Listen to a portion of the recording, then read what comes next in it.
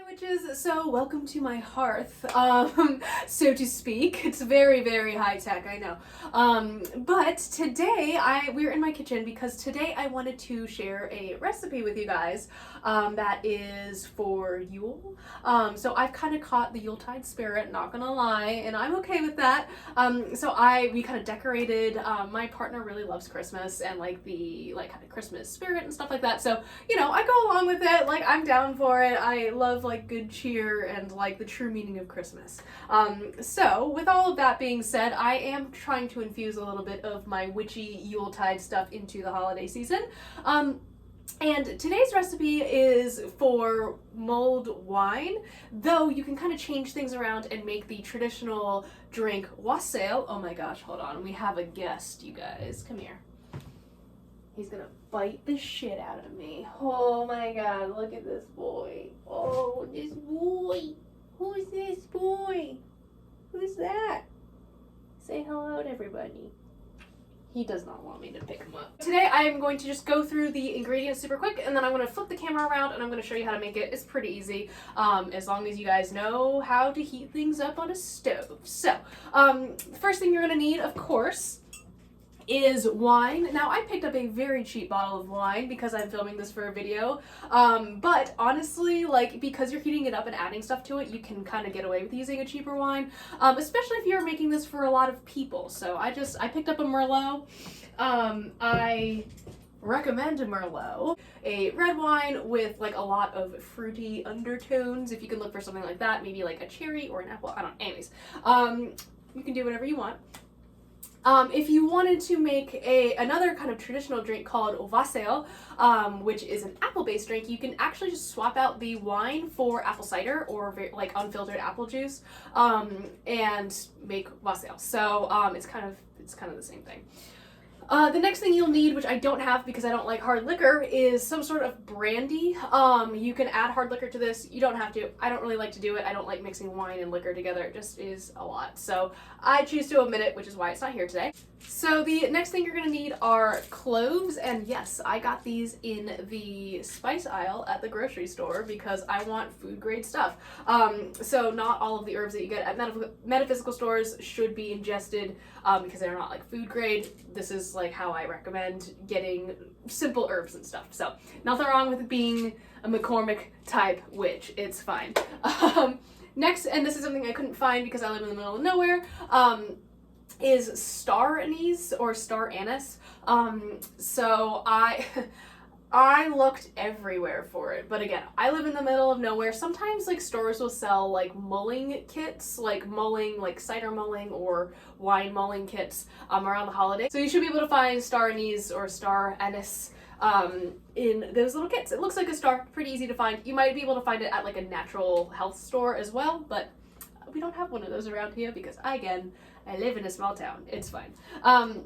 The next thing I have are cinnamon sticks, and these are just like perfect and great for witchcraft in general, but cinnamon of course adds energy to any spell, so cinnamon is super good for that. Clove is all about attracting like love and money, so that's a nice thing to add in.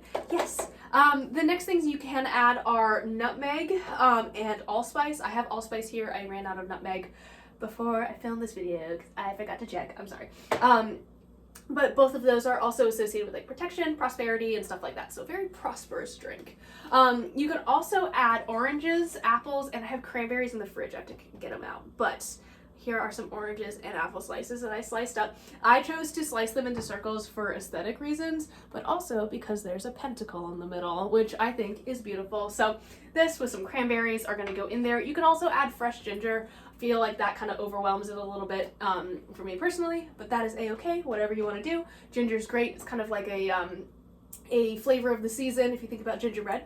And then finally, I am adding in a little bit of honey. I will probably put too much in because I am very good at doing that, but this is like locally sourced honey, so I'm excited to use that and infuse a little bit of the land into my drink slash working. So let's turn this baby around and get the first thing we're gonna do is spill wine all over the stove, and then I just turned it on. You don't want it to boil, you want it just to kind of like gently bubble every so often. It's not quite a simmer, it's like just below that. You want it hot but not like cooking, because that will cook off the alcohol, and then what's the fun in that? No, but I'm just kidding. The first thing I'm gonna do, I rinsed off some cranberries, and I am just going to add these to my wine. It's already heating up, which is good. So I just want to really infuse this. I really like cranberries. You don't have to add as many as I am. You can add whatever you would like. Any cranberries that I don't use are going to be made into a garland, which I'm very excited about. So stay tuned for that video too, because there is witchcraft afoot. But yeah, so I don't know. I feel like that looks really like mystical and beautiful. Like, I don't know. I'm making a potion, guys. Let me live my life. Okay, and then I am going to add my fruit. Let's do some I really like oranges in wine. It just tastes really, really good. Look how beautiful that is. And then like an apple as I burn myself. Good, love it. I'm going to take my spoon, and this is my kitchen witchery like wand, I guess. Just getting that apple nice in the wine. And I really only use this spoon when I am doing witchcraft or anything like that in the kitchen. So I'm just gonna give that a little stir, make sure the oranges aren't sticking to the bottom. But they will go to the bottom because they are a little heavier. So there's that. Then I'm gonna add my cinnamon sticks. I'm gonna add 2 because I'm feeling froggy. There's that, and they just go immediately in. And some cloves. I'm probably overdoing it with some of the spices, but that's okay. So there's some cloves and some allspice. I don't mind having little grounds in my drink personally, but that is up to you. So just a little bit of allspice. You can also strain this like through a mesh sieve if you have it, which is probably what I'll end up doing anyways when I'm serving it. So there's that. And then I'm just gonna put a little bit of honey. I am really bad at measurements, so just do what feels right to you is my best advice. I know that's terrible, but it's always worked for me in the past. So I'm gonna just add a little bit more wine, I say, as I'm like, I'm the only one drinking this, but it's fine. So next, I'm just gonna wait for it to heat up.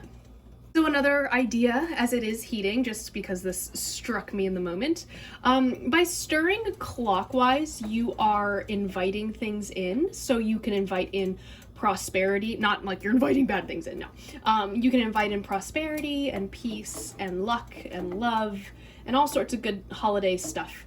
And by focusing on that intent and infusing your intent with that energy, you can kind of make this an intentional drink.